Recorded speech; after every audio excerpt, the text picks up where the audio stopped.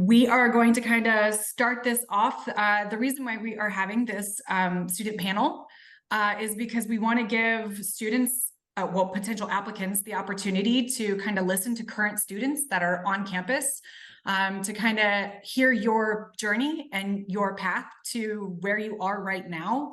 And some of them don't have the opportunity to always speak to someone who's currently going to the school. So we thought we would bring some of you together and give them that opportunity. So for those that are listening and participating, if you have any questions, just drop them in the text box and I will be sure to ask them towards the end.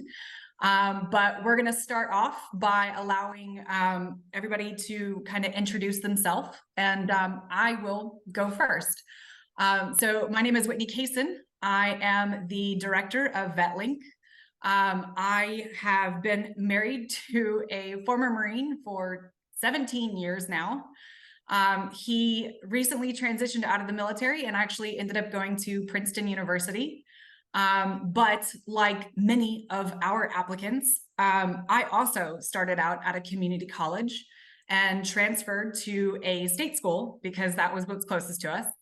And I got my degree in mathematics. I have a master's in teaching math, and I taught for many years in high school and community college. Before I made the transition with my husband, when he went to Princeton, I went back to school as well and got a degree from UPenn. I got a master's of higher education where I got to research and specialize in veterans in higher ed. And so full circle, the same service that my husband used to get into Princeton, I became an ambassador and kind of stumbled my way into becoming the director of VetLink, which I'm very proud of being able to do. Take all my knowledge and give it back to everyone else. So that being said, I will, start with who I can see first. And I'll ask John, can you tell us about yourself, your path, and your journey to where you are at Notre Dame? Yeah, thank you very much, Whitney, for kicking us off there and for inviting us to do this panel. So my name is John Noonan. I'm a senior at the University of Notre Dame working towards my electrical engineering degree. Prior to this, I was in the Navy. I did 6 years as a nuke on a submarine out of Bremerton, Washington, the USS Connecticut. For this, when I was getting out, so I joined in order to use the GI Bill to go to college. I kind of always had higher learning on my mind and as my long-term goal. And rather than contribute to that fat student debt account, I joined the military, as I think a lot of people did. When I was getting out, I was looking at a lot of different schools, and one of the officers on board my boat was an alumni of Notre Dame, and he told me, he's like, yo, apply Notre Dame, apply Notre Dame. It's okay, so I had a list of schools and also got connected with service to schools, to help me kind of navigate the process because I wasn't sure what I was doing. I didn't do it out of high school, and I really didn't have any other resources available outside of the generous folks at service to school.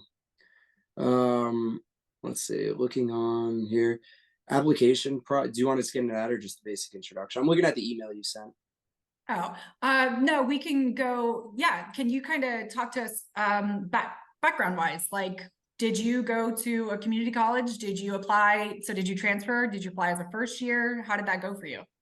Yeah, okay. So I applied just straight up as a first year to the school and somehow got in, probably from some of their magic. And I remember there being, it's a pretty complex process and really not knowing how to navigate it, but a lot of different essays and exams to take and kind of people to talk to. Fortunately, Notre Dame, along with, as I see a lot of other schools, have an office dedicated to assisting veterans to getting into schools.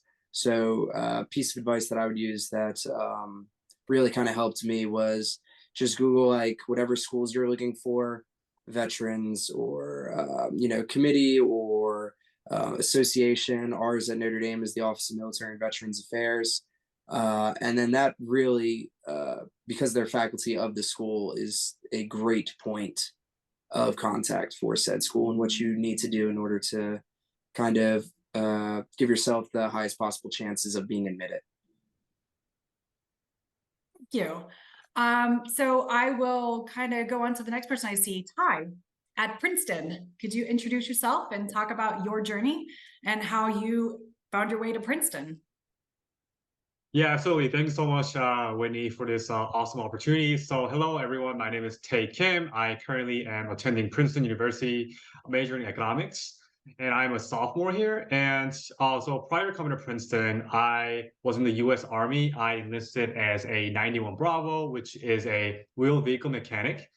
Um, so towards the end of my service, I knew I wanted to kind of continue my education, and I was looking at schools, and I came across with this admission representative for like veterans and transfer students from our school, which his name is Alex Buston. And I had a really, really great conversation with him, and I just felt like he really wanted some more veterans at Princeton, and that it seemed like he really valued what veterans could bring to our campus. So I was like, okay, I think this is a really good school. And but I saw the acceptance rate, but I seemed really low. But he was just basically encouraging me to just, don't worry about it, apply. And I ended up applying, and I was lucky enough to get in as a transfer student, which was last year, 2022. The transfer application process was really challenging. It was my first time applying to like really like this selective prestigious institutions, but my mentors at Service to School and Warrior Scholar Project were really crucial throughout the whole process. So I'm trying to do my best, I guess, try to like give back and like try to learn. I try to get back from what I learned in that process. But yeah, I think those are the main things that I really, those are kind of like my background. Um, I think that's pretty much it. Linda, do you want me to say anything else other than that, or?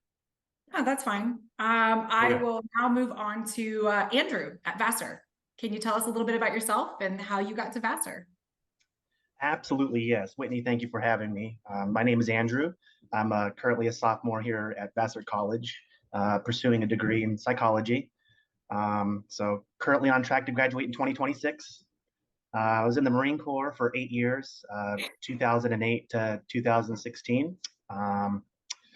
I transferred to Vassar from a community college in Frederick, Maryland, using a similar tool as service to school.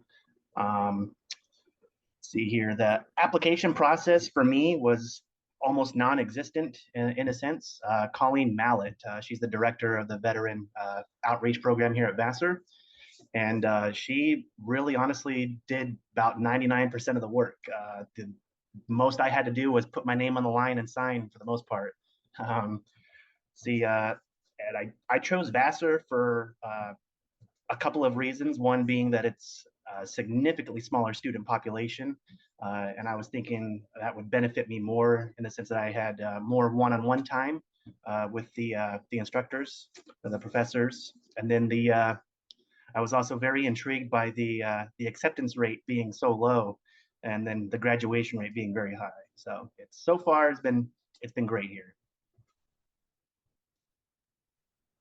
Thank you, Andrew. Daniel, can you tell us about Bowdoin? Hello. Yes. Thank you for having me. First off, Whitney. My name is Daniel Henley. I am a sophomore here at Bowdoin College in beautiful Brunswick, Maine. And just like everyone else on this call, until I applied here, I had never heard of this college before in my life. I like to call it Fancy Lobster College. I was in the Marines for about the exact same time frame as my Vassar friend here was. I was in from 2007 to 2016. And so been out of the Marines now for almost 8 years, which is wild. And school was not something I even was interested in. I was stationed in Houston, Texas, my second enlistment. And so I had a unique opportunity to be able to develop a network outside of the military and in a town where I was able to leverage that network to get into a great career.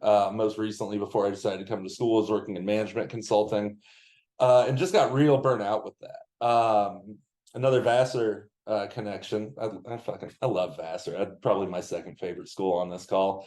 But one of my best friends, he through the Posse Foundation went to Vassar. He was I think he's he did something cool in the army. He's like a sniper or something. I don't know.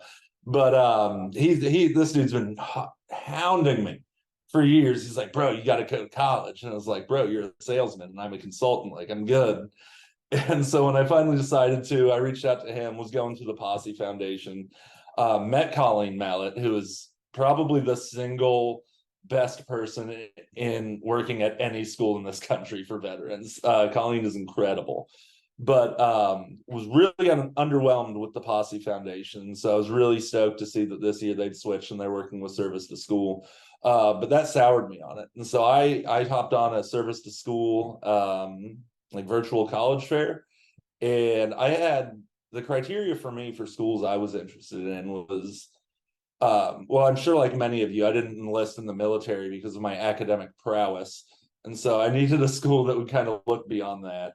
But I wanted to be somewhere pretty. I knew for me and to succeed, I needed to be at a small school. Like was just mentioned, the FaceTime with professors here is great. There's no graduate students here, so you're learning directly from professors who want to be teaching. These aren't research schools, they're liberal arts colleges. And the entire point of these professors is to teach you, the undergrads. And I think Vassar probably about the same size as Bowdoin, right around 2,000 students. And so you get as much time with your professors as you need, or as you desire to have with them. So it checked those boxes for me. Other things, the school, for me to leave my career, I needed to go to a selective school, just like everybody else on this call. Bowdoin, very selective, I think a single digit acceptance rate. And the financial aid is incredible here. I am not paying a dime, nor am I using my GI Bill or any VA resources to go to school here. They are just flipping that, what I think is around $85,000 annual bill for me. And so those are all the reasons that I chose to come here. I love it. Thank you for the honesty. That's quite a breath of fresh air, and love me some Daniel and some Bowdoin. I'm actually really surprised you're not in your 70s get up from last time I saw you. But well, I mean, I'm not in. I've got a Wrangler vintage denim shirt. Okay. I could let it down for you. Yes, there we go. There's the hair. Yeah.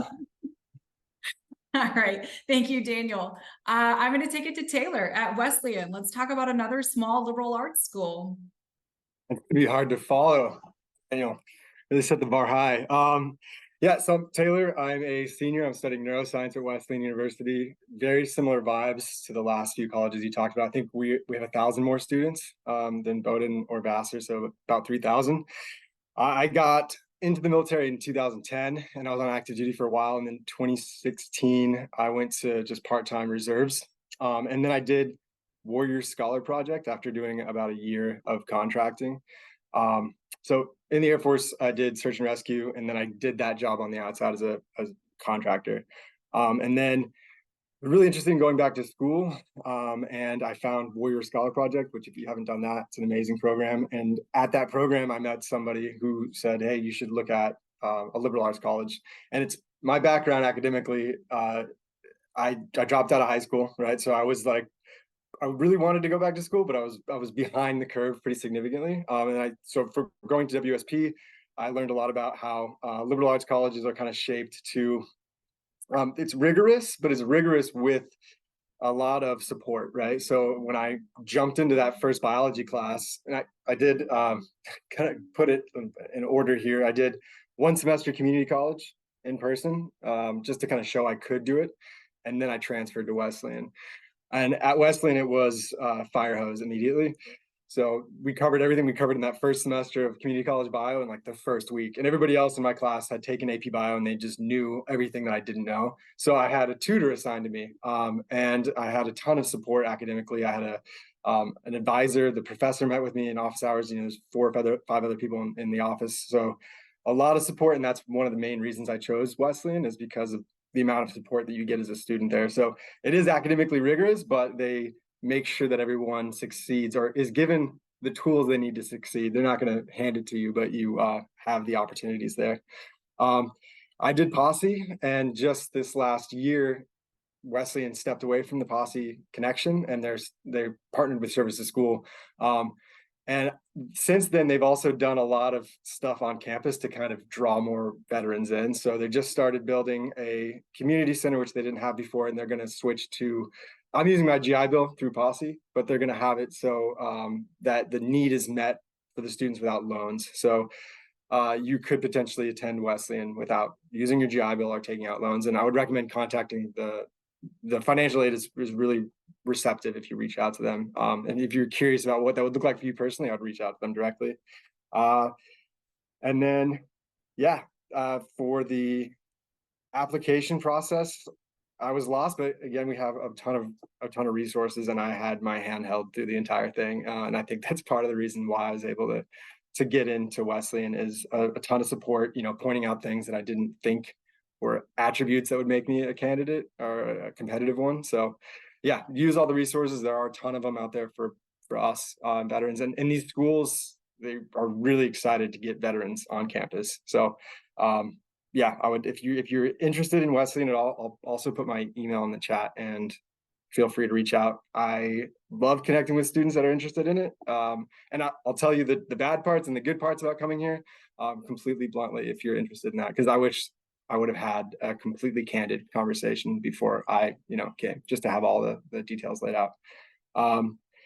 Yeah, that's kind of my experience at Wesleyan. One thing I will say, kind of with what Andrew mentioned with that smaller student population, that is a huge difference between some universities and the liberal arts colleges, is the class sizes are really small and the professors actually have time for you, right? They're not like, a lot of them are doing research, but they will cut out time out of their schedule and meet with you one-on-one, and they're the ones teaching the lectures. So that was a really important part for why I was drawn to a liberal arts college in the first place. Thank you, Taylor. I do appreciate that. And thank you for offering up your email for people to be able to reach out to you personally. And again, this is the reason why we are doing this. We want students to be able to learn all the goods, the bads, and be able to ask those questions so that they can make an informed decision and actually choose a school that's going to be the best fit for them. Sometimes it's a larger state school because it offers the exact thing that they need. And sometimes it's the smaller liberal arts schools because you're going to get a lot more one-on-one attention, and they're going to make sure that you're getting those supports that maybe are a little bit harder to get at a much larger school. So thank you, Taylor, for that. Mike, I would love to hear about UChicago. I finally got to visit over the summertime, and it's quite a beautiful campus. So tell us all about it's like Chicago. walking into Hogwarts, and it is. It is. Yeah, so I'm Mike. I'm a third year at the University of Chicago. I'm studying business econ, and I'm set to graduate in 2025. The school just started a new MBA program for biz econ veterans specifically, where you can basically get accepted to the business school as a third year and then work on your MBA and your undergrad simultaneously. And then the school will just continue the age, since you'll be into a fifth year and your GI Bill may run out. They're just going to essentially match whatever aid you had for your first 4 years. So the impact to you shouldn't change at all for that fifth. And I'm very lucky to have been accepted into that. So I should graduate with my MBA in 2026. As Whitney just said, the school hosted the first Service to School conference this summer. So they're very involved in veterans getting back to school, and it's very important to them. I was in the Navy for 8 years as a nuke/submariner as well, just like John. Let's go. Nukes are normally really weird. You guys will figure that out as I keep talking. I was considered as a transfer student, but didn't actually transfer any credit. I think like all of us here, and like everyone has said, I wasn't a good student before the military, right? My high school GPA was a 2.8, and a year before I got out, my college GPA was a 1.0. Somehow I got accepted into a top 10 school, and I think that just goes to show that if you are willing to put some time in. I took 5 classes at a community college 6 months before applying to bring my GPA up to a 4. And that was all that it took between, you're not going to be judged for what you did 8 years ago, but at the same time, you're going to have to show today that you are not the same student, right? You can't just say, I went in the military and I'm a different person. But that being said, like, the sky's the limit. It just depends on how much work you want to put in. The application process at UChicago was so easy. It's really what drew me there. So the director of veteran services, who works in admissions and is a veteran himself, met with me virtually when I reached out to him by email for 1 to 2 hours, and then offered to meet with me as often as I wanted to. I was having difficulty applying to some other schools because the process differs so much. And he was willing to introduce me to his peers at those schools. And genuinely, I mean, he wanted me at UChicago, but he ultimately wanted me at the school that was best for me and was helping me find what school was best for me. So that spoke to me a lot. The University of Chicago also has a rolling deadline. So basically what that means is we have no deadline. Somebody applied in mid-April this year and they got accepted by the end of April, and they started school in August. We have a female who's been accepted to start coming to school in like 2 years, and she got accepted last year. So you can really plan ahead, or if you decide late in the game, basically having a veteran as our student service director, he understands the barriers and how difficult it can be to get out of the military, and he wants to remove those barriers. So the application process is really easy. The only thing is, if you use that rolling deadline, you have to commit. They don't want to kind of pull all these strings to try to help you just for you to back out, right? And all of these schools know each other pretty well. So if you do try something like that, you think, oh, I'll commit to UChicago and then I'm going to try to go to Princeton. UChicago will tell Princeton and you probably won't go, because that's just, I mean, that's a reflection on you. So just keep that in mind. They also provided really great aid, again, with just recognizing that there's barriers. So over your first summer, you get a $5,000 stipend automatically. And that's because they don't want you to take summer classes to get a housing allowance. They want you to either take an unpaid research opportunity or take a more conventional summer internship. If you take the unpaid research opportunity or an unpaid internship, they'll give you another $5,000. So you get, at least you're guaranteed $10,000 over your first summer. Even if you take classes, if you do decide to take classes, you'll still get, I think, the $5,000 stipend, because they know you're getting your housing allowance on top of that. They pay for all of our study abroad. We have a number. My former roommate is currently studying in London at King's College. A lot of our veterans have studied. I'd say probably around 15% have gone abroad. They'll pay for our tickets, everything like that. If you have a spouse, we have an endowment specifically for veterans that can be used to help get your spouse over there so that they can live with you while you're studying abroad. So really, they just want to remove all the barriers that veterans face for the typical college experience, right? They want you to be able to go and do clubs and things like that, or study abroad or research opportunities that a lot of veterans can't do because of financial reasons.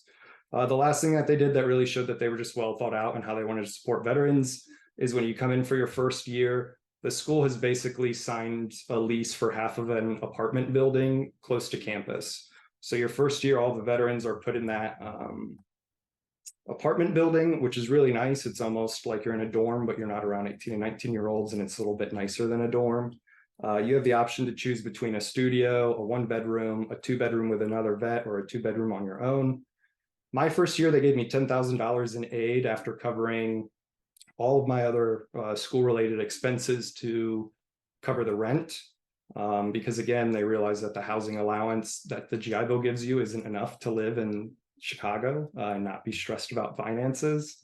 And that number's only gone up. I don't know what other students are getting. Every financial aid package is different. This year, they're giving me an excess of like $15,000 in aid, though, that they're just refunding to me. So they're very, very generous, and really they just want everybody, you know, to be able to focus on their education and not be stressed about finances. Thank you, Mike. So to touch on kind of the supports and the supports throughout the transition, if you were, I think Taylor already kind of discussed how he had help and support while he was studying for neuroscience. If you were to struggle academically, or another service member was to struggle academically at your school, what kind of supports would be in place for helping them, making sure that they succeed? Because one of the biggest factors that we talk about when we want them to choose a school is we want to make sure that they're going to choose a school that they are going to succeed at. And so we want them to make sure that they explore all of their options and everything that's going to be available to them on campus. So can anybody speak to what is available? Yeah, I can speak to what UChicago has. So the first thing, kind of like what I think Taylor had said, when you start at a college, it's like taking a fire hose to the face. And that's very true. So UChicago has a veterans transition program that starts 3 weeks before class and lasts for 2. So you go to this transition program for 2 weeks, you have a week off and you start school. And in that transition program, they basically really run you through the gauntlet for math and for reading and writing. The reason why is a lot of you probably haven't done math in an education setting in maybe a decade and probably haven't had to do any reading or writing. And so they basically bring in department heads to teach you for 4 hours a day for 10 days, which is really great. It's a lot of work, but it really prepares you for when school actually does start. It knocks a lot of that rust off. And then on top of that, we also have paid tutors for the veterans that we are all just free to schedule with whenever we want, and they just bill that to the school. Basically, there's an approved list that we have to go and meet with for any subject that you want. And if there isn't a subject that there isn't a tutor for a subject you need help with, then the school will hire one normally in about 10 days. They just need to find somebody suitable. And once they do, they'll hire them. So they've been very supportive here. Anybody else speak to any potential supports that they have on campus? You can go ahead, Andrew, first. All right. So All right, Andrew, the tape. two resources here at Vassar specifically here. So the one thing that I notice is if you're struggling academically, I guess it's been my experience, not to say that everybody is the same, but it's usually due to some either a mental health issue or you have an academic disability of some kind. So a couple of resources that address those specifically is, so Vassar College, right on campus, we have a building that is dedicated to nothing less than mental health. So they address mental health. They have therapists here. You can walk in and you don't even have to have an appointment. That being said, you can set up regular appointments and meet with a therapist here on campus that's paid for by Vassar, utilizing their the student insurance here that it's already covered for veterans. And the other resource here, similar to that, we have the Accessibilities and Educational Opportunities Office. And what they do is you have a like an intake process and sort of discuss some of the hardships that you have, the learning disabilities, any kind of doctor's notes, and they will create a profile and set up a letter, like a separate agreement with all your professors, allowing you to have, say, like extra time on tests, staggered due dates, and there's also see here. There's a bunch of subject matter experts here that are also paid for. There's those are the two main resources here at Vassar I could think of that would help while you're struggling. Awesome, thank you. Tay? Yeah, so similar to UChicago, Princeton, before you kind of matriculate into Princeton, they got this program called the Freshman Scholars Institute, where it's basically like a rigorous writing program to kind of get you acclimated to like the writing style and how to write here at Princeton. I think, and that's also paid by Princeton, free of charge. And a lot of the veterans that I know and transfer students have been through that program and told me a lot about great things about that program. And they told me that that program actually really helped them in their first writing seminar here, which was known to be pretty rigorous. But besides that, if you are having trouble like in classes, we also have this McGraw Tutoring Center. So basically what you do is you can basically sign up for a time and you'll meet with a peer tutor to get help in pretty much any classes that you're into. Obviously, there are a lot of the demand is pretty high for intro classes, so there'll be a lot of tutors there. And I myself use Vicro tutoring a lot for one of my econ classes, and they've been extremely helpful. A lot of the times, it's one-on-one tutor, so you can like get special personalized help in the classes that you're kind of struggling in. And also, we also have this writing center, and which is basically they help you like kind of organize your thoughts and your arguments and basically like how you would go about writing a paper. I utilize Writing Center a lot in my freshman year for my writing seminar, and they've been so helpful. And they have you just gotta make an appointment and like a couple days prior to your appointment, and then all of these resources are free of charge. So they have been really helpful in my academic journey here at Princeton, and I've utilized a lot of them. I'm so thankful for them. And also, besides the academic point, we also have the mental health here at Princeton. We take it seriously, and we believe it's a very important aspect of academics here. So we have this thing called Counseling and Psychological Services, CPS. You can go to them at any time. You can make an appointment, or you can do drop-ins. To kind of talk to like a mental counselor to see how you're doing, and also tell them your problems, and they'll kind of guide you to what sort of things you can do to kind of like reduce your stress, and also like enjoy your time, and also make the academics less I guess stressful. But those are the three main things we have here at Princeton. I utilize all of them, and they have been really great. And yeah. All right, so I have a question that I actually want each of you to answer. Actually, John, you may not get to answer this one, so I do apologize because it is a transfer question. So and we're going to get to you because I actually have a lot of applicants that are always curious about whether or not they can apply as a first year or not. But the vast majority are transfers. So my question that I do have is, for those of you that applied to multiple schools, how many schools did you apply to ultimately? And then, whenever you did matriculate, how many classes transferred for you? So John, I will ask, how many schools did you actually apply to? So I think I only applied to 5 schools. And one thing that I kind of jogged in my head as we were talking about this earlier is I did not realize the complexity and intensiveness of, or how intense like the application process is. I was like, oh, I'll just apply to these schools and maybe I'll get in. And like, fortunately I did, right? And like, I got into a good one.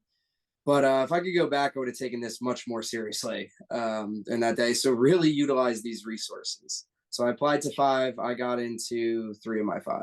So that's not bad. 3 out of 5 is very good, especially if you applied at the first year. And how many years from high school to when you applied?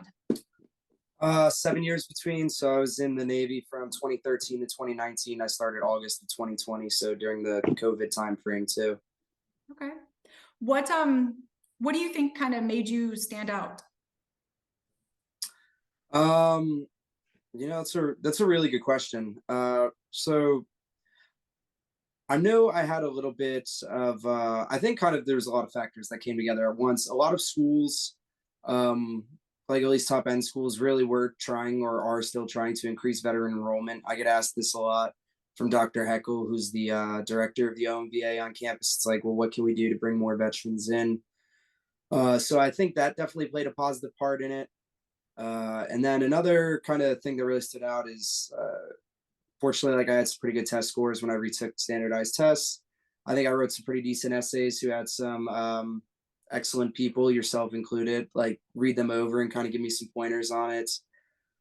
And then, this one might be the one that tipped the scales, but the Dean of Engineering at Notre Dame was the captain of the Columbus. So I think he read my resume, saw a Navy nuke, and he wanted to have a little bit more of a conversation with me. So that probably helped too. Very nice. Very nice. So Tay, can you tell us how many schools did you apply to and how many did you get into? Yeah, so I think I applied to, I don't know the exact number, but I think I was applying around 10. And Okay. I think I got into 8 of them.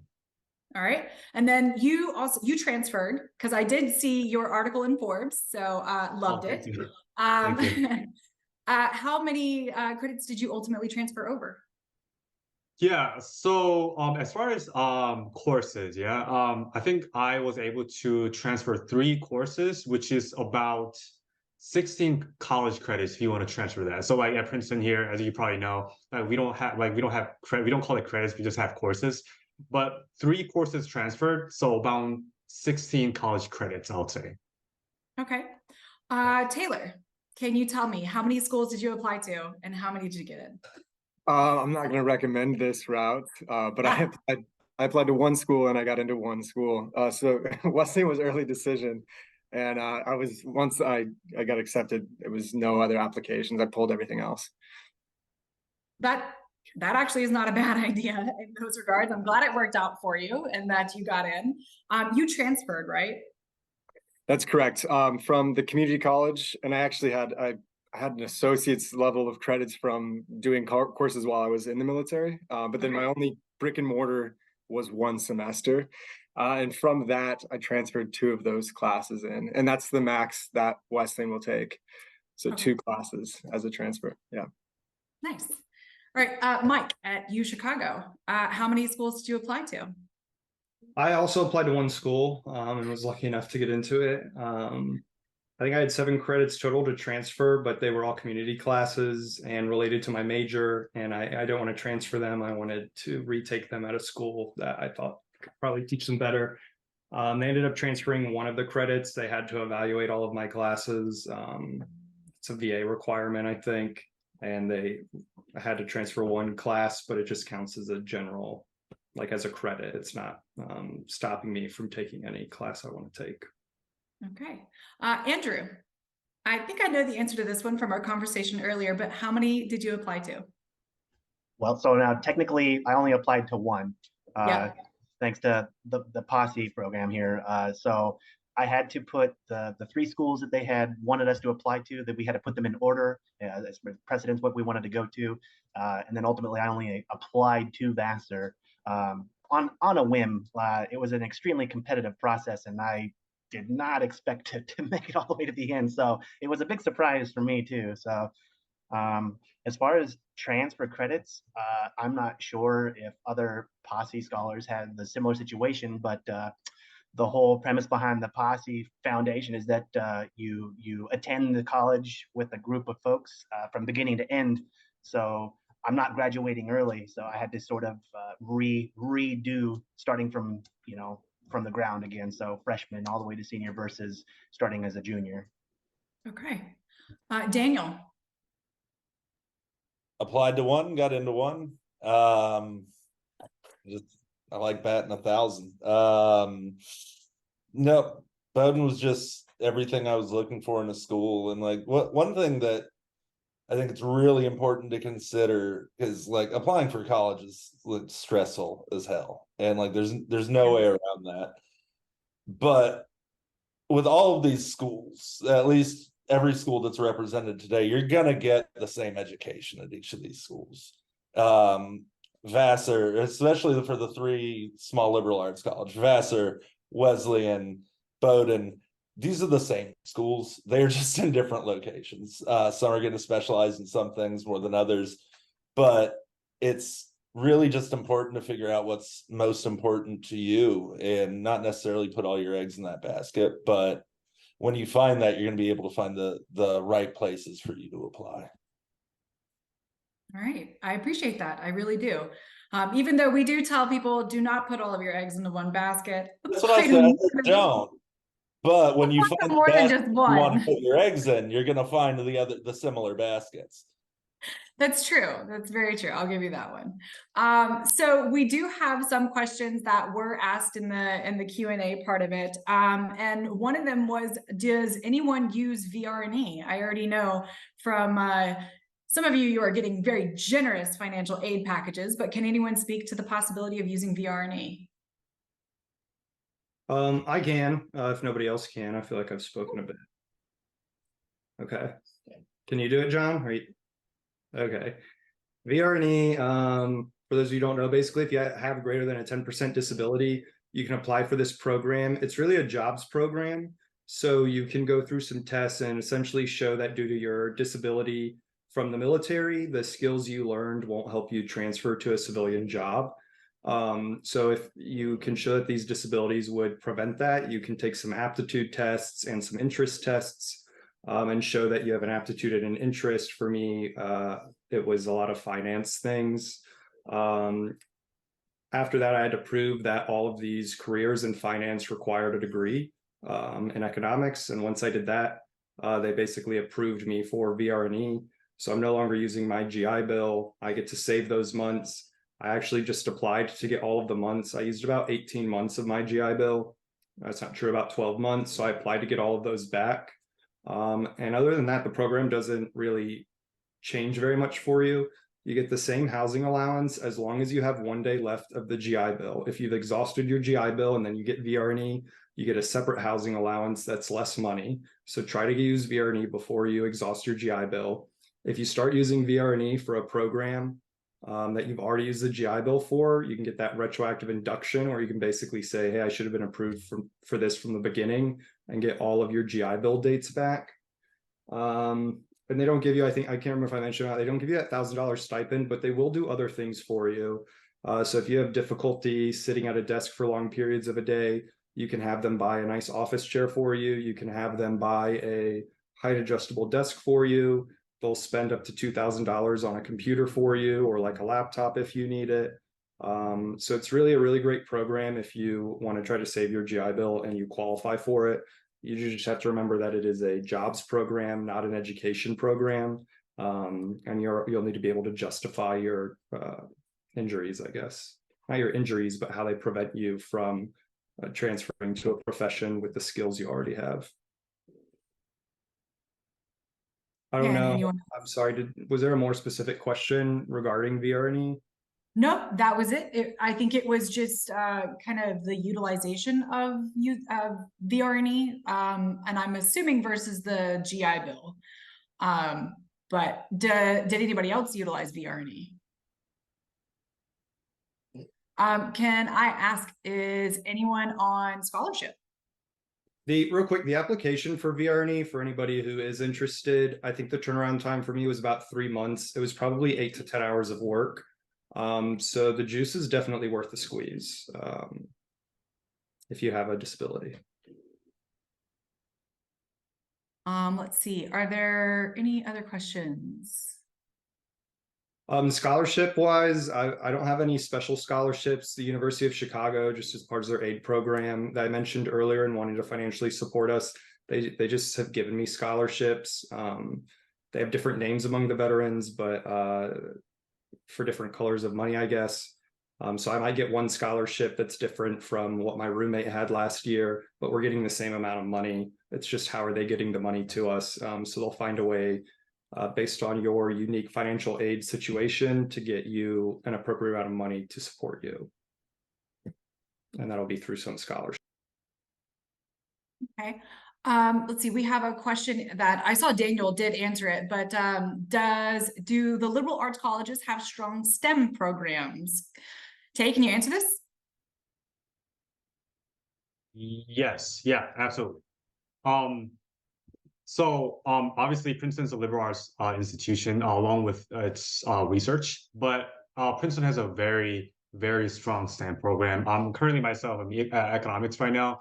And I think some of our STEM programs are probably like one of the best in the nation, but they're very rigorous. But I think we have a very, very good like some program in general. But I haven't taken like other classes other than econ, so I'm wondering if other schools or other people here have taken some other STEM classes can speak to that. I can speak to that a little bit. I'm a neuroscience major. I think that was another reason I was drawn towards Wesleyan, is that they do have a strong STEM program. And again, like several other people have talked about, the professors that are teaching those STEM classes are very much involved and they're very passionate about it. I think my intro chem course was taught by a Coast Guard veteran too. So, took time to get to know me and understand, what areas I was deficient in, even in office hours, and would just sit down and talk about those subjects with me after the lecture, which I think is an advantage, where if and not to say these don't exist. I'm taking a class right now that has 120 people. You're not going to get that interaction in every class, but for most of all of the STEM classes I've taken, I've had a really close interaction with the professors.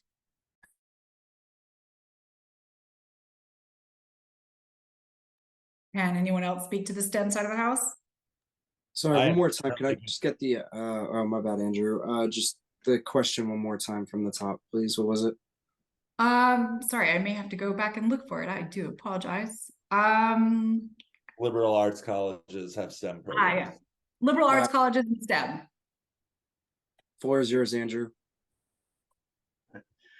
All right, well, I'm going to touch a little bit on the STEM. Vassar does offer a lot of really great STEM courses, but one thing that I wanted to highlight as far as Vassar, and I'm sure the other liberal arts schools, is Vassar honestly has a policy, I would say, where they don't allow you to declare a major until your second year, allowing you to have this large exploration period where they want you to take courses that you've never heard of or things that you might be interested in. So if you're interested in doing STEM, that's not to say, like you don't already have your mind made up, but don't be surprised if you go to one of these colleges and, your mind is set on STEM, but now you're a theater major. So.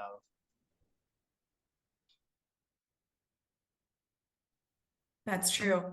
So as we are looking through some of the questions, somebody did ask about letters of recommendation, which is something that I do get asked quite often. Can anyone speak to kind of the requirements that you face for letters of recommendation? And I know one of them that gets asked a lot for those that haven't spent time in the classroom is the academic letter of recommendation.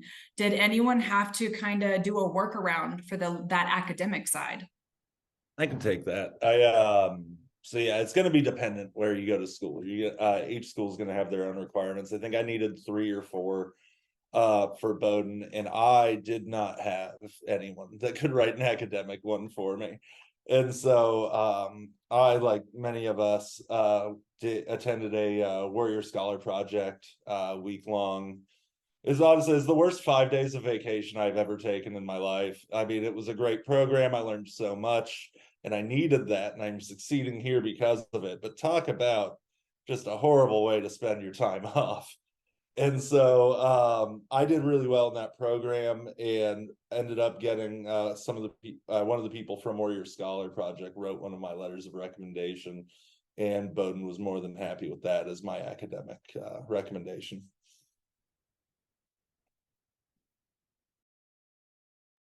I think a great place to look is your A school, maybe, if you need an academic one. So I was lucky to have somebody who taught me in my B school. I essentially went to the same unit as him later on, and then his follow-on tour after that was the Naval Academy.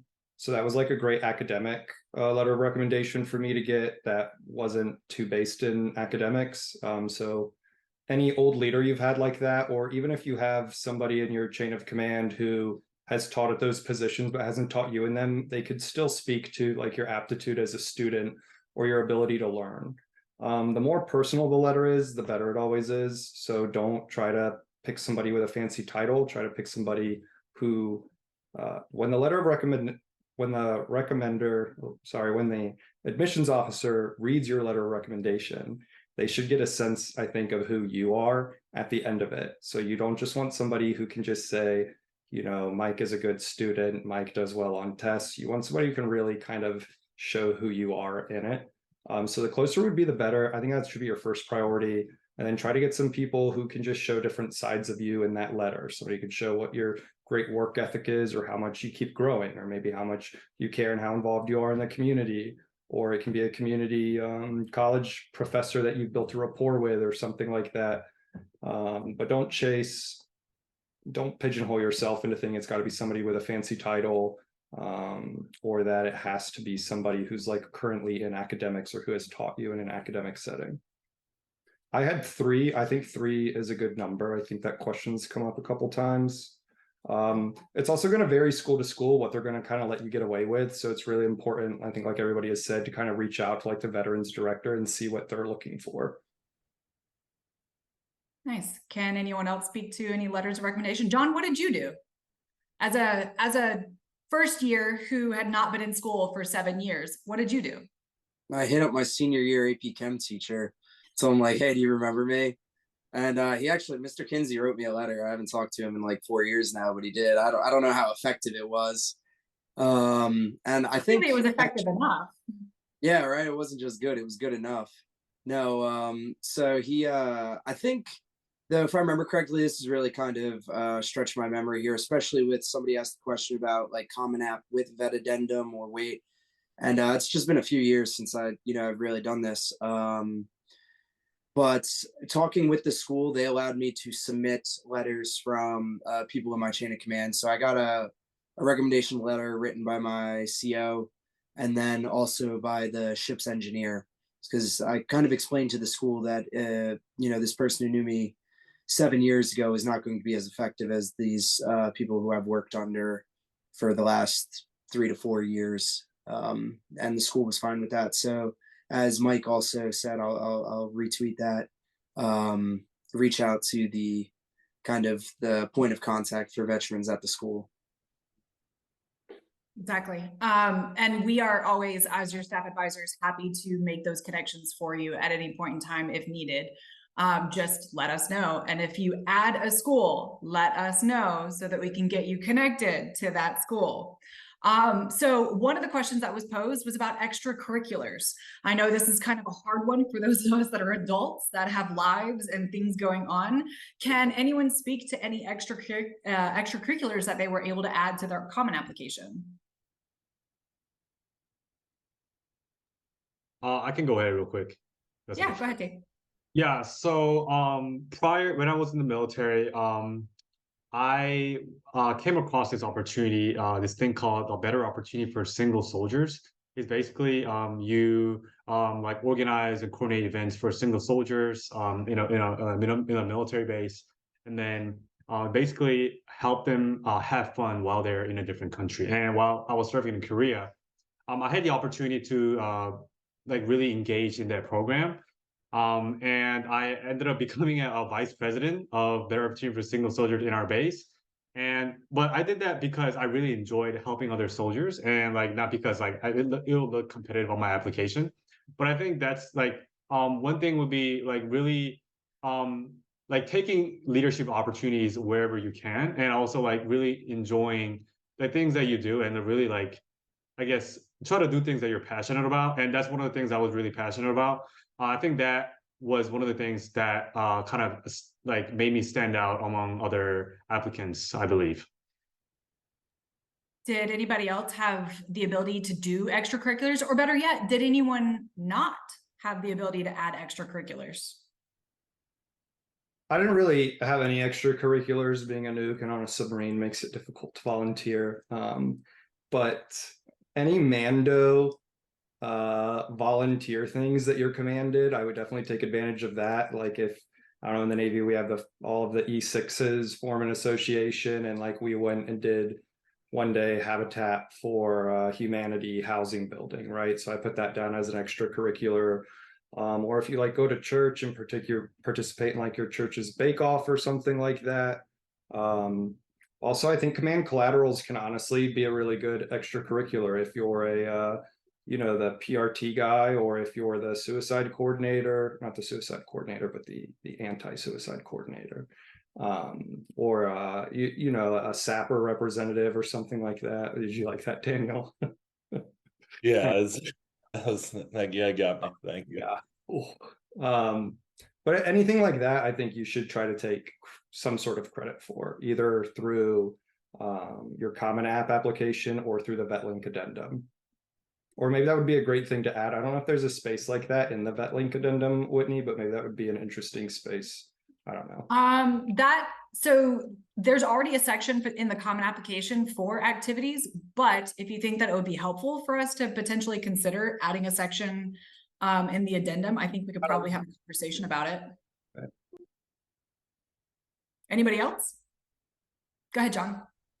Yeah, so kind of it's interesting because you could definitely tell Mike was a nuke, because those were the two things that I had on as my extracurricular activities. So I was the command fitness leader for the boat. So I had that down and kind of gave that. And then my collateral duty was the anti-suicide guy on it. So I was also one of those safe ride drivers too. So I kind of like put that stuff down to show like, even though I'm kind of more or less trapped in this small community, as some people would say with the submarine, still kind of stayed active to promote community and to accomplish these goals, like making sure everyone's not fat. So I actually think it's important. So as somebody who has read applications for UPenn, please do know that we take in mind like how you spend the bulk of your day. So if you're active duty and you spend the bulk of your day at work, we're going to say, okay, so at least 40 plus hours of the week, they are working. And then on top of that, they're going to school. And then on top of that, if you even added one more thing to that, or you couldn't add one more thing to that, that's part of the conversation. And that's also part of, you know, why we have the VetLink addendum, so that you can explain what you do for the military in layman's terms, so that they can really have a better holistic idea of who you are as a service member.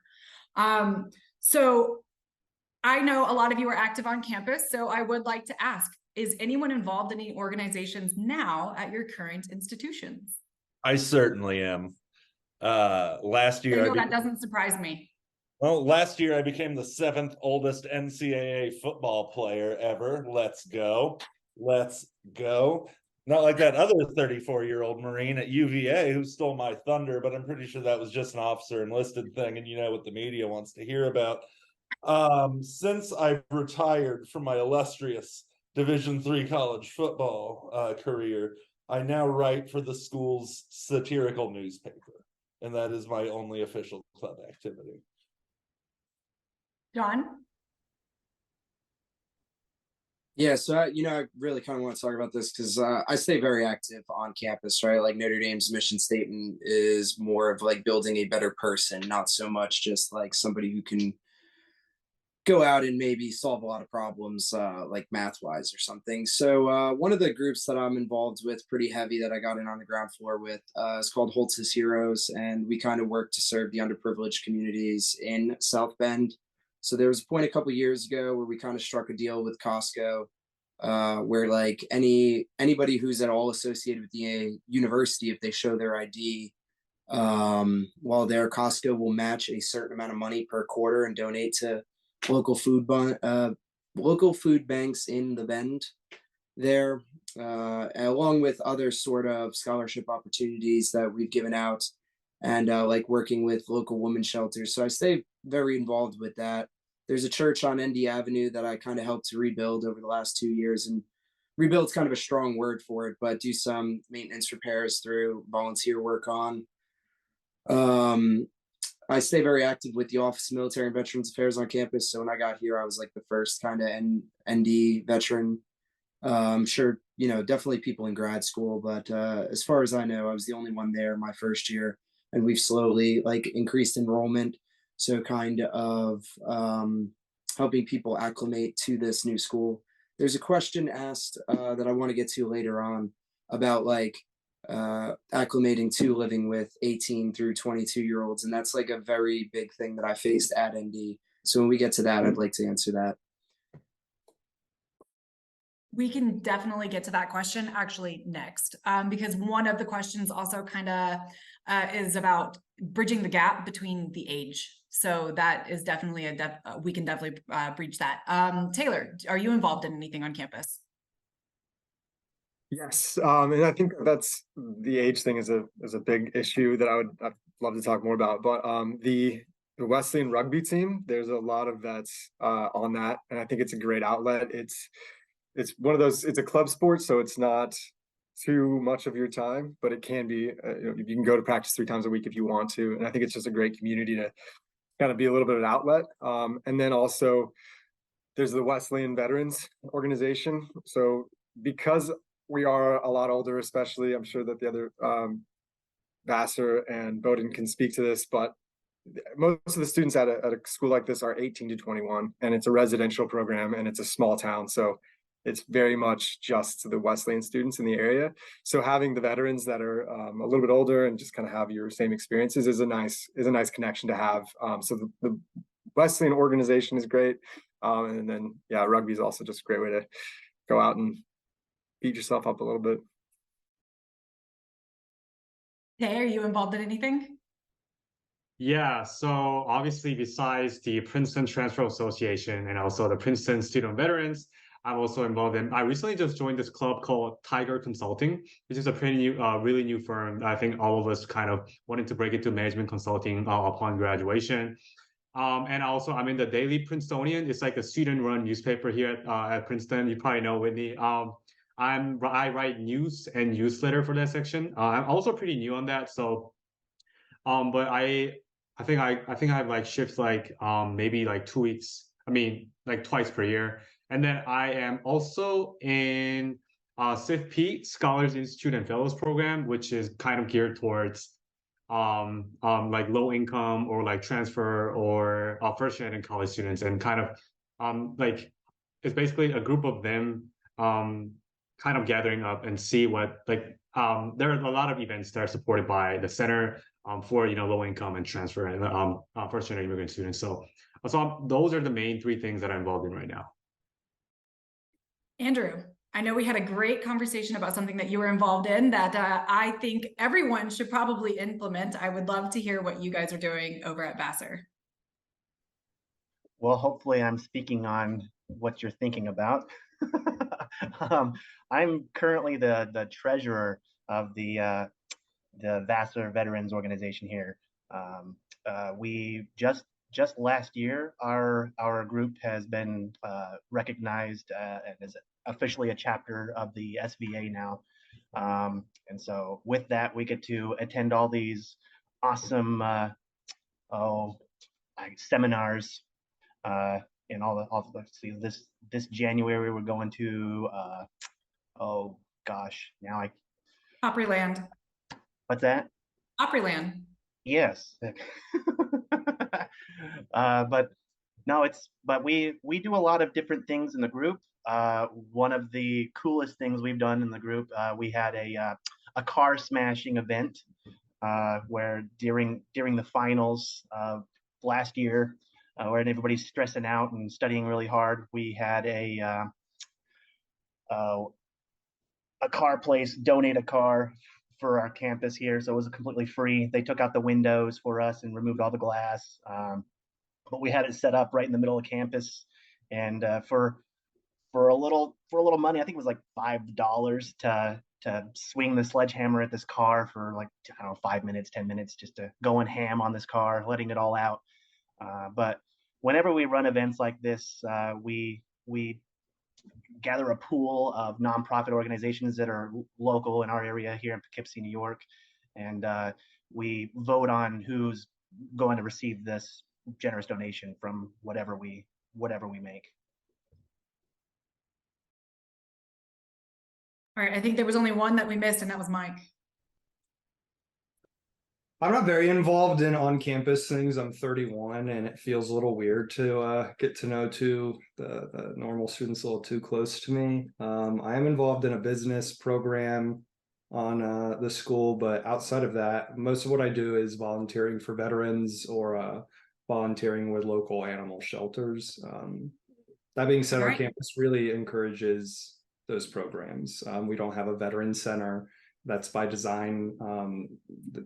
The campus, the university wants no safe space, I guess, they don't want veterans to be able to self-isolate, right? You have your apartment, you're all in the same building, and when you're on campus, they kind of want you to integrate into all of the other clubs. A lot of veterans are in a lot of clubs. We have veterans who are in frats and sororities and things like that.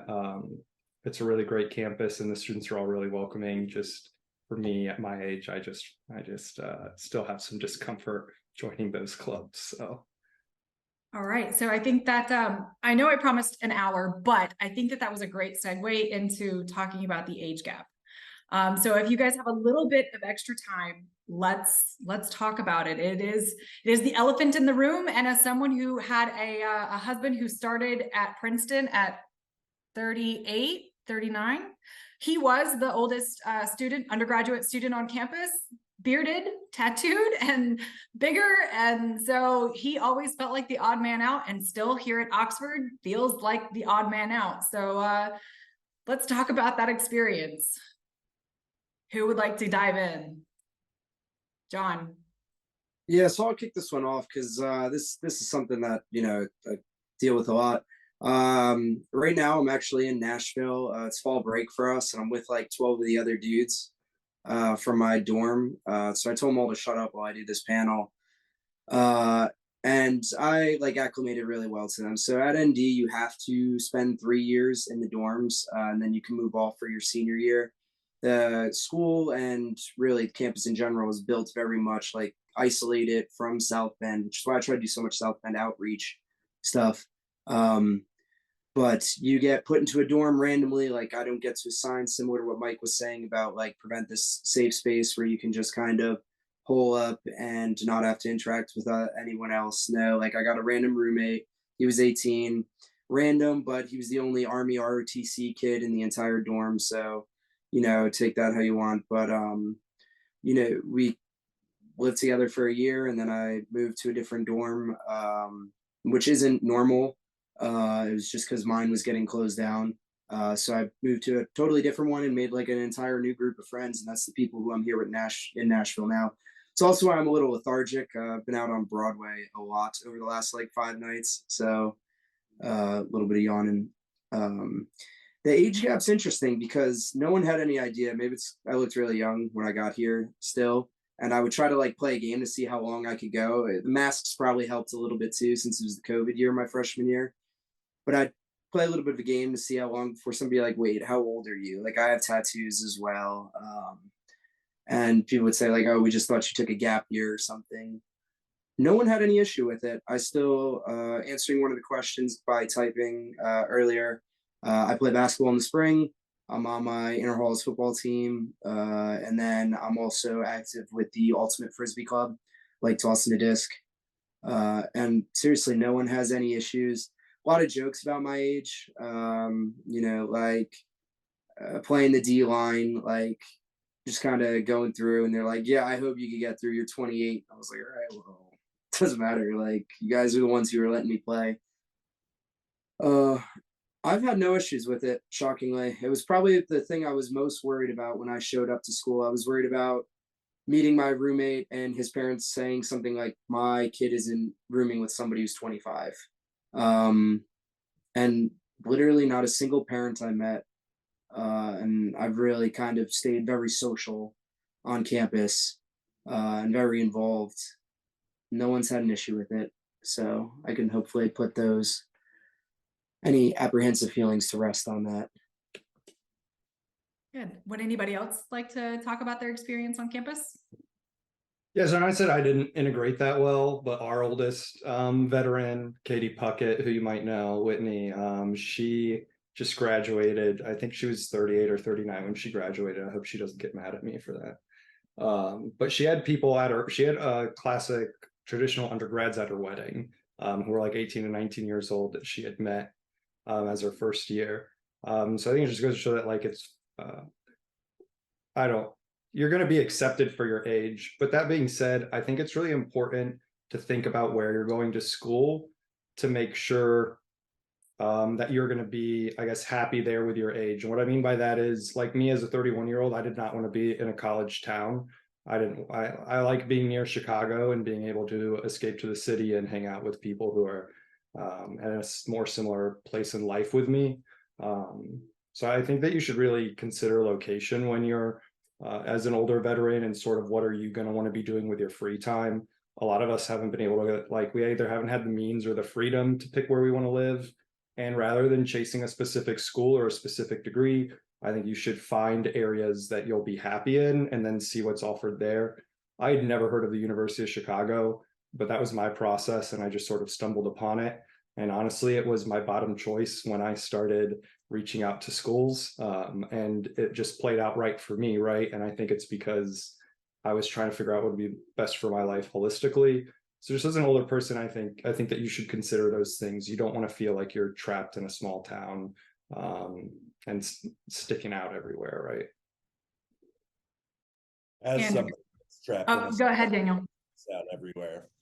That was important for me. I needed to be in this small town, not because I want to hang out with people that are 15 years younger than me, but because I have very little discipline and love a good time. So rural Maine is ideal for me.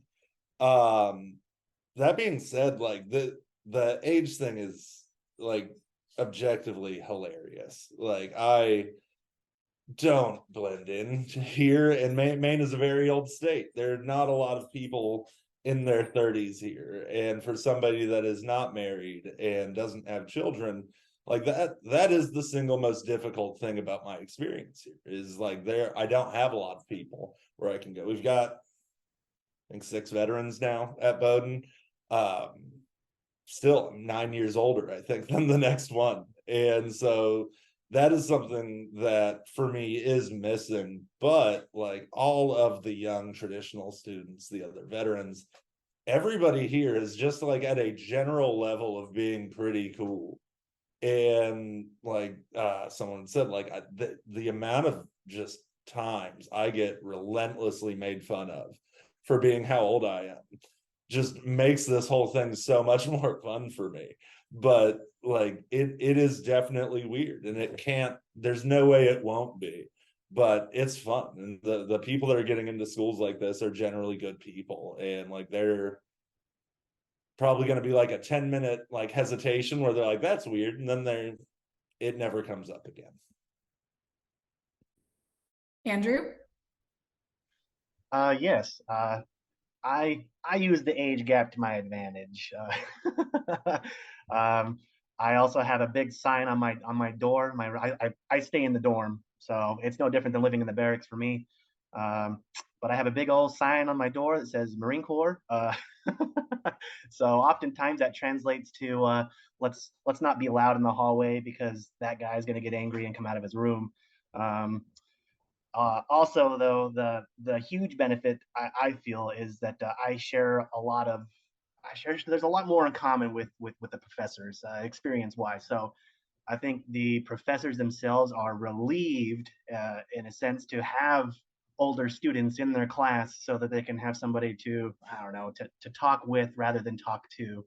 And so it's been a great experience so far. I never nobody assumes that I'm a student here. Everybody assumes that I'm either a professor or I'm a grounds guy. I work on the campus here, but I've never had anybody guess if I was a student, especially, you know, like family day when these kids get to bring their parents on campus. Yeah, that part is a little bit funny because I don't know, I'm closer in age with their parents than I am them. So I can relate to that in so many ways.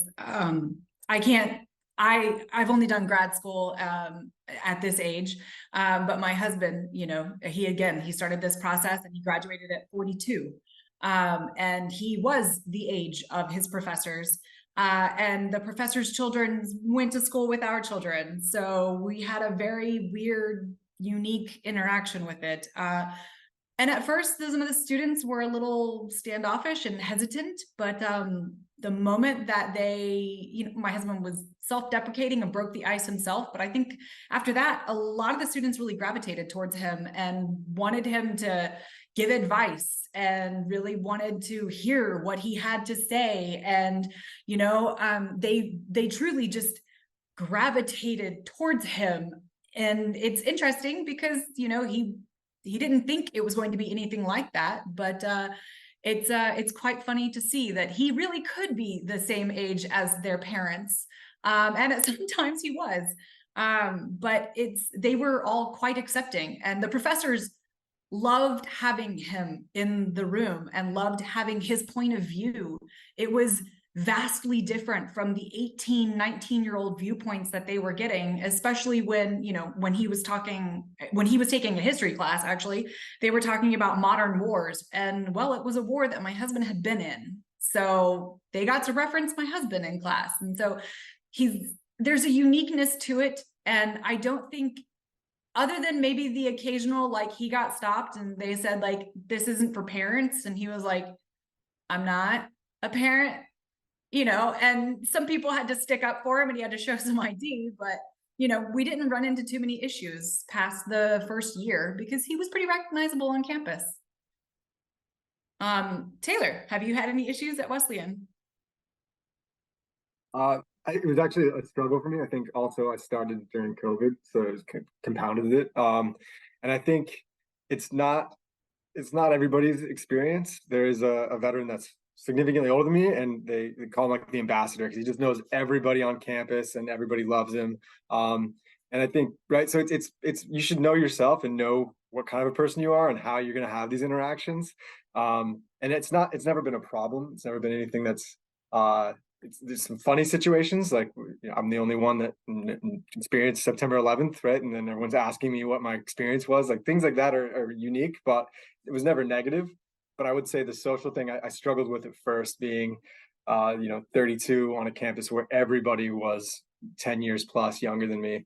The social aspects, I think, were a bit of a struggle, but eventually I found my community and it was comfortable. But I think that's something that should be strongly considered when you're looking at schools is what kind of person you are, and realize what the community is going to be like in that area. And maybe you want Chicago right next door so you can go and escape into some other hobbies or communities that you feel comfortable in. And you will be accepted on these campuses. They won't discriminate you based on your age, but you might not feel comfortable in those spaces anyway. So just something to be aware of. Hey, I'd love to hear your take on Princeton. I know mine and my husband's, but I would really love to hear how you've experienced it. Yeah, so I think like I'm still, well, I think I'm the youngest person on this panel here. But so like that being said, at first I had a similar kind of like I guess problem kind of coming into Princeton. My worry was that what if I don't really integrate well with the student body?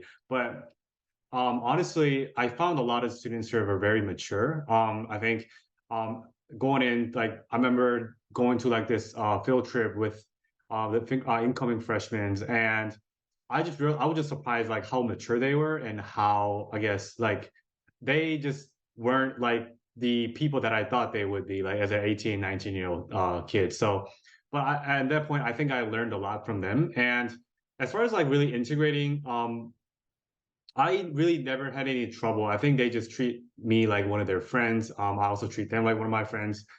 So as far as like the age gap, I don't really look at it like a big issue as of right now. I mean also if you are like, there's some people here who are a lot older than me at Princeton, but we also have our own community here. So they they kind of fall back on our transfer community, our veteran community. So I think wherever you are, I think you're able to kind of find your home if you really look for it. So.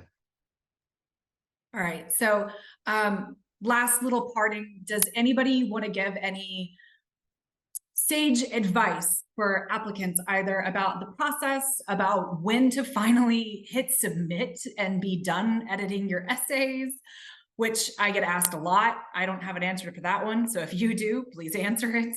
Or just, any advice about finding the school that fits you? I think that the best thing you can do is reach out to current veteran students at the school and ask them about their experiences. Kind of like what Taylor said, they're going to tell you the good things and the bad things. Admissions is going to tell you the good things. Rankings is going to tell you the good things. If you want to get the full story, Google, like for UChicago, you can Google like UChicago veteran camp, like school club or something. And I think UChicago, like veteran Maroons will pop up. Also use LinkedIn or use your advisor or us, like try to leverage the connections of the people that who are going to school. And I think really it's a big transition if you're getting out. I started school 4 days after starting terminal. So I didn't have a lot of time to transition. But let me tell you, that first year was really, really euphoric. There was definitely like no issues just being out of the military. And after that, the euphoria starts to wear off and you realize there's a lot of work you need to do on yourself, I think. So I guess transitioning out of the military is easier than transitioning into normal civilian society. The taboo of mental health is gone. So please, like, just but keep that in mind as you're going through your transition, that you know, it's definitely like nobody's going to judge you negatively for going to see a therapist or taking medication. I do both, just full disclosure, to try to normalize a little bit more. And it's had a tremendous impact on me. There was something else I wanted to say, but I completely forgot what it was. So I'll pop back in if I remember it. Yeah. Anybody else? Any advice that you'd like to give? I can go in and jump in real quick. So I think the best advice I got while preparing for the application was to not self-select yourself out in this process.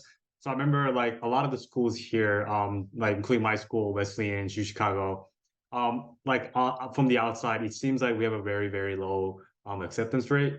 But honestly, I think these schools really value what veterans can bring to campus. And I think, and the also admission officers kind of understand that. So like if you are thinking about applying, do not, get discouraged just because of the numbers. Make sure you have something that you can like bring to the table to each of these schools, and just honestly just apply. Just throw your head in the ring, just apply. And yeah, I mean, like that's the best advice I've got. And yeah. Anybody else want to I share? think I remember what I was going to say. It was What really is it, just, Mike? I sort of said it before, but don't laser focus on a school or degree, and try to look at your life holistically and really think about finances. You've never had to pay for health insurance before. I hadn't. I think it's $5,000 annually for me to pay for my premium here in Chicago. Thankfully, the school pays that for me. Otherwise, I mean, that's a lot of money. You know, when you're looking at the GI Bill, when I started, it was like $2,000 a month. Don't do quick math and say, oh, that's $24,000 a year. You're only getting paid when you're in class, right? So it's like $15,000 a year. You know, think about, are you going to want to keep your car, or do you need to downgrade your car? Those are, I mean, that having a car, if you have a car payment on it and insurance and maybe parking, that could be a $300 or $400 a month expense that you realistically just may not be able to afford.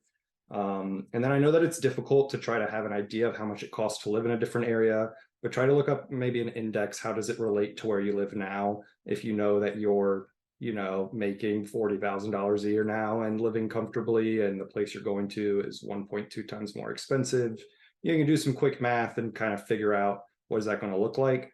I think if you at least acknowledge those things before you go, it will set you up for success, because getting blindsided by that while you're transitioning into college and then starting all of your classes and moving can really be a lot. So.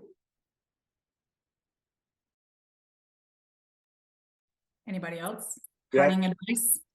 I think one thing that I didn't feel really confident doing until after the application process, but I've been doing it since, is networking and reaching out to the veteran community, because almost every person I've reached out to on LinkedIn, hey, I'm interested in this school for grad school. They'll reply and they'll tell me everything about their experience, what they put, what their scores were. And I think that, if you feel a little bit hesitant or uncomfortable doing that, like, don't. I mean, the access you have within the veteran community to get responses and to get inside information about every single program that's out there is pretty incredible. And everybody likes helping you. You're not like putting them out when you reach out to them. And if they're too busy, they're too busy, but there's a huge amount of people that are willing to give you all their advice. And I think the other consistent pattern I've seen is, when you're doing this application, is you don't want to put forward this person that you think you should be, right? Like, oh, this is the person that's going to get accepted to this school and it's competitive, so I have to be this person. Like, you want it to be a good fit. And so like, you really just want to like highlight yourself and, what do you really care about? Yeah. And I think that's what's not only going to get you into these schools, but it's also going to get you the best fit, because they're looking at you and they're saying, this person is going to be happy, they're going to be a good fit, and they're going to get these things that they really want. So being honest and like really, being uncomfortable in your application process is a good thing.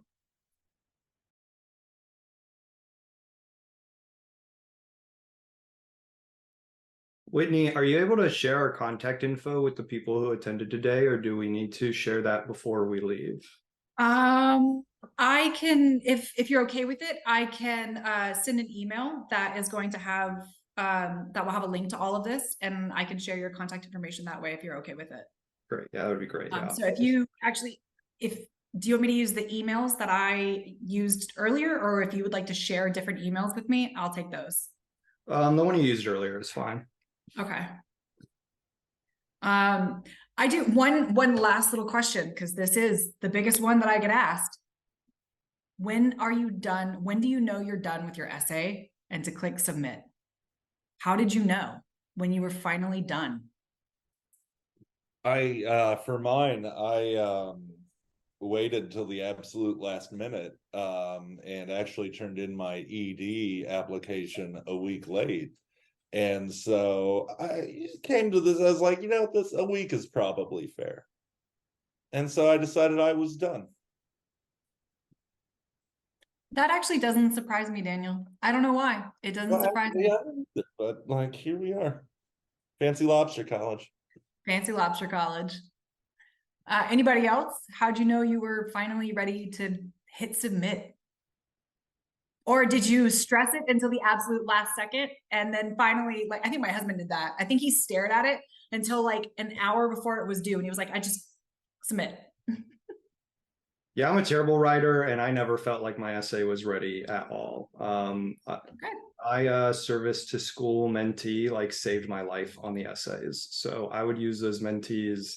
I mean, I don't think I'm a particularly good writer still, but I am drastically better than I was when I was applying. And I'm, have access to some of the greatest English readers and writers who are alive, I think. And I mean, they'd be happy to read it. The admissions people, I can go, be, hey, is this a good topic or what have you, and kind of try to gauge the room a little bit. So I'm not going to do that for you personally, unless, I'm your service to school advisor probably. But I would definitely leverage that relationship that you have right there. Okay.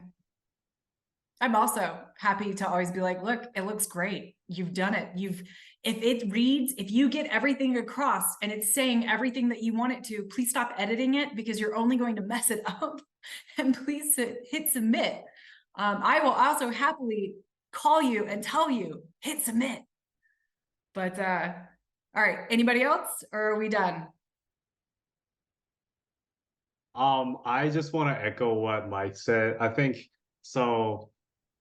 Like, to be honest, looking back, I don't think there's such thing as a perfect essay. As I was really looking towards to write this perfect essay that just gonna attract all the admission officers, but I don't think there is such a thing. It's just that, what really helped me was obviously my mentors from service to school. Like, without him, I wouldn't been able to honestly complete my application. So really leverage those relationships with your mentors, who's going to be really instrumental in this whole process. But also have this in mind that there's no such thing as a perfect essay. Nobody's gonna there's no such thing, and just throw that thought in the trash can and just write, tell a story, basically tell your story, nobody else's story, your story, and that should do the job. So. All right. Well, gentlemen, I appreciate you taking the time out to have a conversation, and I think you sold your colleges beautifully, and thank you. I truly appreciate it, and I look forward to seeing you guys again. If you're going to be at SVA, let me know. I'm going to be there, so I'm happy to connect.